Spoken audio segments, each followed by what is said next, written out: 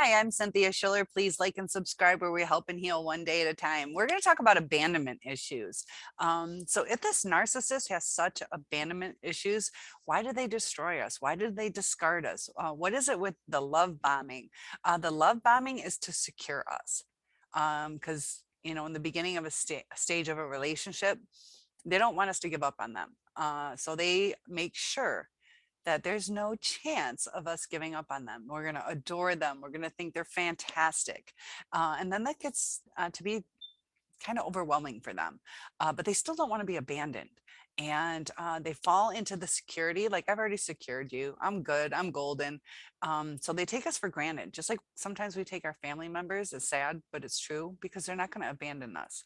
But there is a time where you push your luck a little too much and then you're like, oh, I better settle down, or better change my actions. So they are kind of like that. Either that or they're like, fine, because they want us to chase them. It's a little bit more validation, like, yeah, I am awesome. I knew you'd be back. So all depends on their security level with us, whether they'll throw us away and then come back, or they want us to chase them, how secure they are in their feelings. Um, Different families. You can push your luck to an extent. Some will do the hard love and you're out. And some will keep you around forever and try to understand you and comfort you. And so it just depends on some of the dynamics sometimes. Personality, everybody's different. But the abandonment that they're so afraid of, um, it's almost like they get scared that we will abandon them. It's like self-fulfilling prophecy. They push us away because they're so scared of that happening. That's often why they will destroy the relationship. So we leave before they do because they don't want the responsibility. They don't want to hurt, um, that we might leave on our own. So this is where it gets deep. It hurts where for no reason somebody left us. That's when it hurts. It makes sense if the relationship fell apart, and then it makes sense to leave. So they go through this self-sabotage. Mine did that like crazy, both of them. Every time I would tell my friends, I'm like, yeah, we're gonna break up soon. They're like, what are you talking about? You guys are getting along. And I'm like, exactly. That was my first one. The second one is just unable to commit to things. But promising things and proving that they're going to do these things to where they start to drive you crazy, and then they let it go to pot. uh, so you leave so they don't have to accept that all these things that they've done have driven you crazy, that they've pushed their luck on coming forward with the promises. So instead of owning up to it and apologizing or making it work, or putting in the right kind of effort, they discard us because it's easier than working through things. And it's kind of hard to understand how, if you are afraid of being abandoned, that you would push somebody away. But it gets deep where they don't want us leaving them for no reason or for something better. They want to feel that they're the best. Um, so they destroy us. They keep us confused. They lower our self-esteem because we try harder. Uh, when we don't get, an, it's not balanced. We don't get what we need back, but we're trying, which lowers our self-value. And it's a never-ending cycle. It doesn't get better. And if they would just like hold on to like the true love that they had, like, we're all ruminating over these people. Like, we probably would not have left them. Or if they left us, it's because they lowered, the mirroring. They saw themselves because they lowered us. And they lowered us so they could be in their comfort zone. And we came because we loved them. We came down to that comfort zone to make them comfortable. And now we're uncomfortable. And we want to go up to that beautiful, beautiful spot that we were at.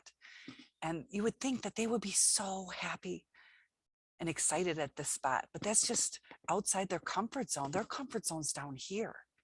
They know they have to come up there to secure us. And it's a cool little fantasy.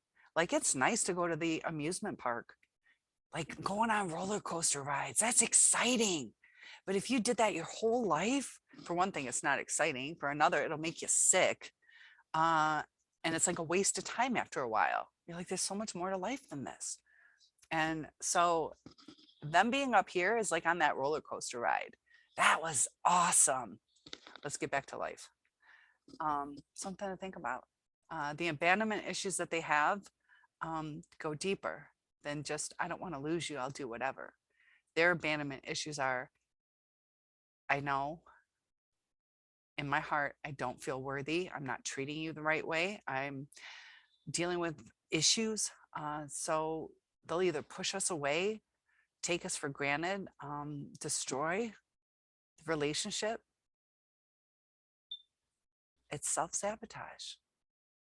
I've been through it. Like, I even pointed it out, like every time things start getting good, the only way you can maintain that kind of relationship is to not give them the power to self-sabotage it. But that's going to change who you are. You're going to have to pretend that you're always up here, even when they're trying to bring you down.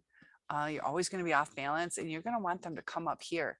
They don't want to be on that roller coaster ride their whole life. So they might come up there for a little bit, and then they need to come back down here, because sitting on a roller coaster all day long, every day for the rest of your life is not what they're equipped for. So often it's like, we're going to go on a different ride. A lot of times that's why they'll cheat. So they can rebalance. Maybe they need a spinning one instead of the roller coaster, just to keep them feeling balanced.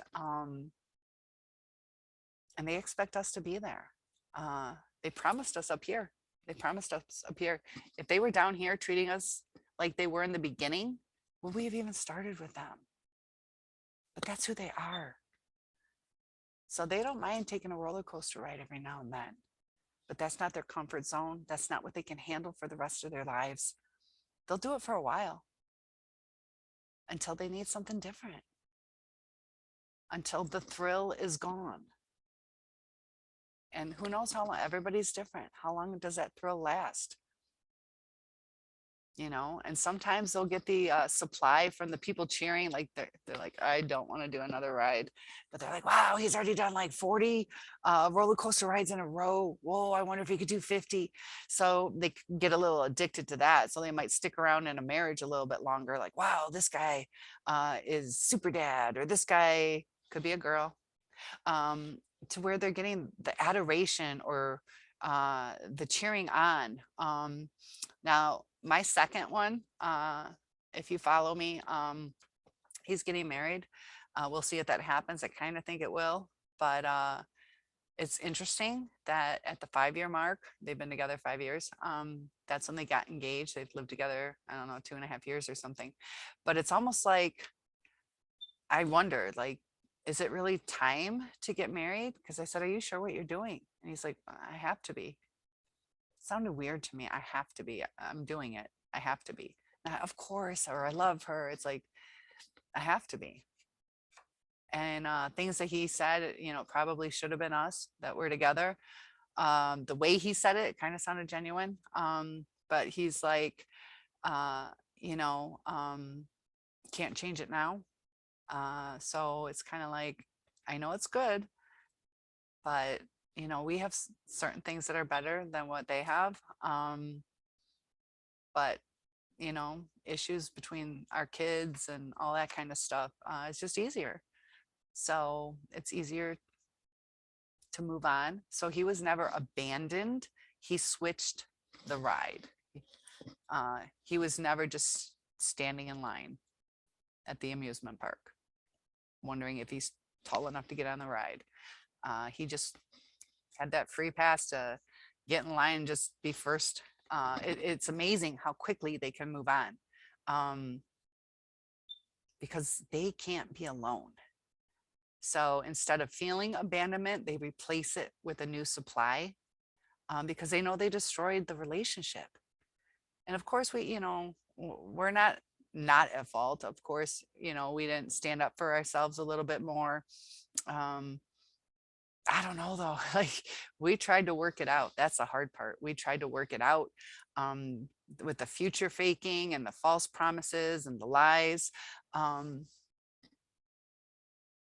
it's really hard. I know a lot of us go through some guilt and questioning, like, what could we have done different? There are some things that we could have done different. It might have lasted a little bit longer. Would we have been more fulfilled? That's the question. So you could say, yeah, we could have lasted our whole lives together. And you see some of these couples, like, they don't talk to each other. They sleep in different rooms, lead completely separate lives, yell at each other, act like they can't stand each other. So there are some marriages that last. Go for what brings you happiness. And right now, I know you're not. You're not happy. And I'm not going to be a hypocrite. I'm still talking to him. Uh, but we're not working towards a future, which breaks my heart, especially when you hear it should have been us. But they don't change it, you know, because they get supply from everybody cheering them on. I don't know, just do you guys ever do that? You listen to their words and like you can see through what they're really trying to tell you. They're a little child, you know, they don't know what direction they're going in. It's just objects in motion, that inertia, objects in motion just stay in motion. Sometimes I'll get in these relationships that are on par, but they forgot about the commitment they gave over here. So now they have another commitment here. And even if this one's just a smidge better, it doesn't matter. They just keep going forward. They don't look back. They don't regret. They do think about us. They do think about you. So find some comfort in that. You weren't just forgotten. So big hugs, and I'll see you tomorrow. Have a good day.